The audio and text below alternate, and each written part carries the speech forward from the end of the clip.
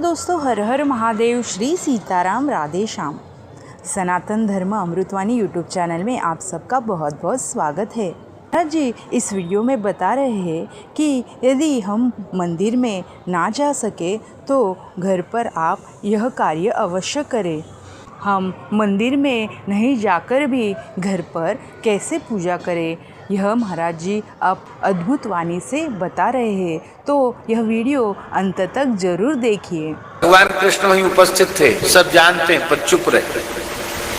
क्यों?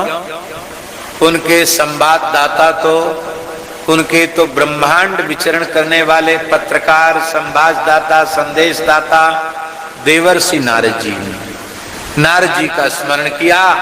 नारद जी प्रकट हो गए और वीणा बजा करके कैसे कैसे इन्होंने संबरासुर का वध किया और कैसे वहां से यहां तक आए, सारी घटना का आद्योपांत वर्णन करके सुनाया।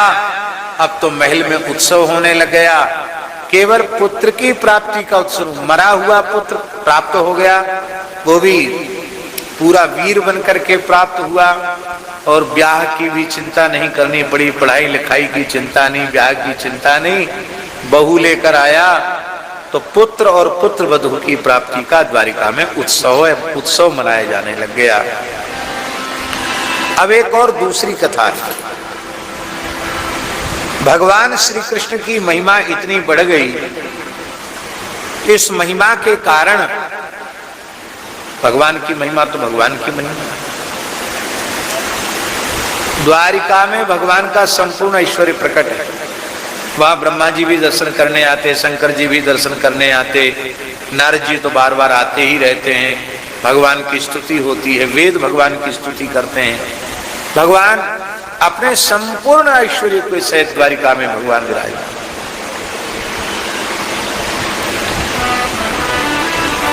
उसी द्वारिका में एक सत्राजित नाम के महान भाव रहते थे।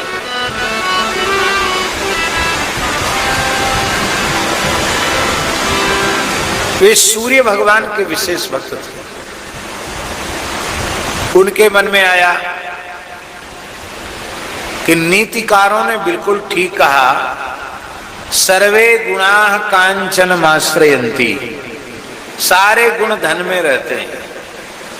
ये श्री कृष्ण रुक्मिणी नाथ लक्ष्मीपति है ना, सोने की इनकी द्वारिका है, इसलिए इनकी इतनी महिमा है।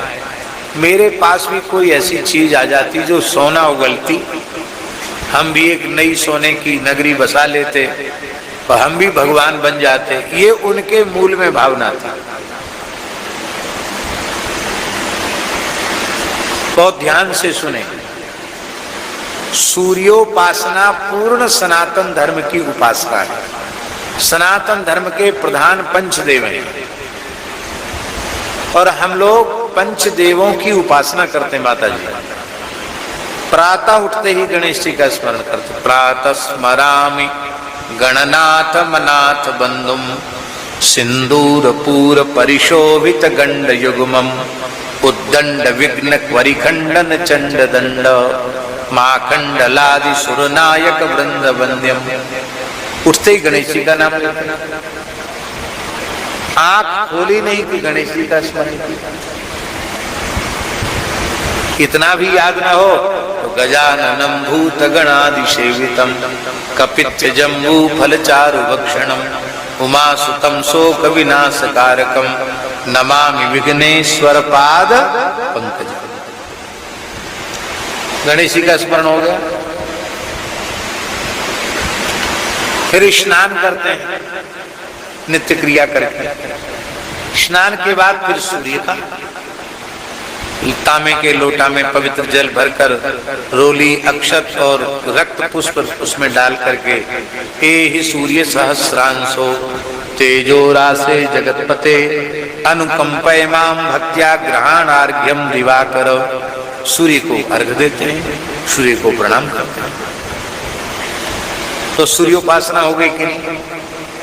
त्रिकाल संध्योपासन में सूर्योपासना होता कि नहीं? सूर्यार्घ होता कि नहीं? सूर्योपासना होती कि नहीं?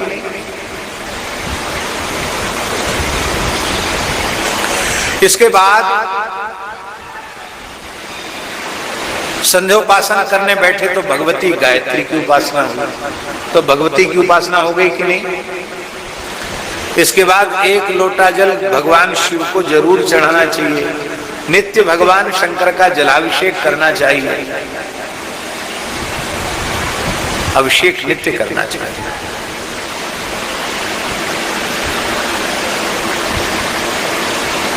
आप जीवन में शीतलता तो चाहते हैं कि नहीं, ठंडक चाहते हैं कि नहीं, तो श्रद्धा पूर्वक रोज भोले बाबा का अभिषेक करो। जलधारा प्रियो शिवा, जल का गुण क्या है, शीत स्पर्शवत्यापा, शीत स्पर्श वाला जल होता है। शंकर जी को जल चढ़ाओगे तो आपको शीतलता मिलेगी। रुद्रस्त्वात्मा शरीरिणाम, महाराज जी माता जी यहां तक विधि है कि शिवलिंग उपलब्ध न हो तो अंगुष्ठ को ही शिवलिंग की कल्पना करके जल चढ़ा दो। ऐसे करके भी लोग, ऐसे करके भी बीच में शिव जी को बना करके जल चढ़ा देते। अथवा शिव जी अष्टमूर्ति हैं, सूर्यमंडल में शिव जी को जल दिया जा सकता है। पृथ्वी भी उनका स्वरूप है, पृथ्वी में उनका पूजन हो सकता है, जल में उनका पूजन हो सकता है, चंद्रमा में उनका पूजन हो सकता है, अग्नि में उनका पूजन हो सकता है, क्योंकि अष्टमूर्ति ही सनातन शिव जी का पूजन।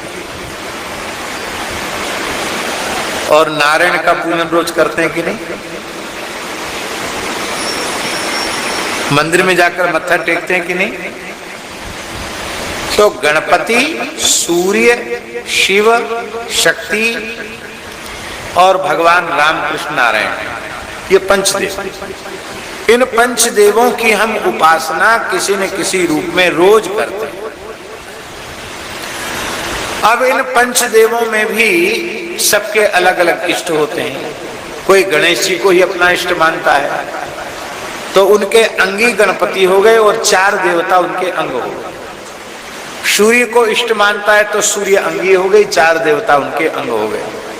भगवती को इष्ट मानता तो भगवती अंगी हो गई, 4 देवता उनके अंग हो गए।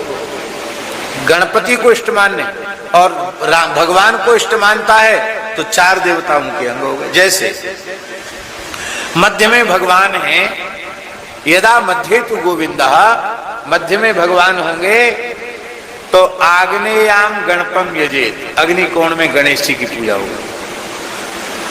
नैऋत्य तो यजेत सूर्यम, नैऋत्य कोण में सूर्य का पूजन हो गया। वायव्य दुर्गाम यजेत, वायव्य कोण में दुर्गा जी का पूजन हो गया। और ईशान कोण में भगवान शिव का पूजन हो गया और मध्य में भगवान का पूजन हो गया। तो माने गाणपत्य गणेश उपासक संप्रदाय, सौर सूर्योपासक संप्रदाय, शाक्त शक्ति उपासक संप्रदाय, शैव शिवोपासक संप्रदाय और वैष्णव विष्णुपासक संप्रदाय, इन समस्त संप्रदायों में पंचदेव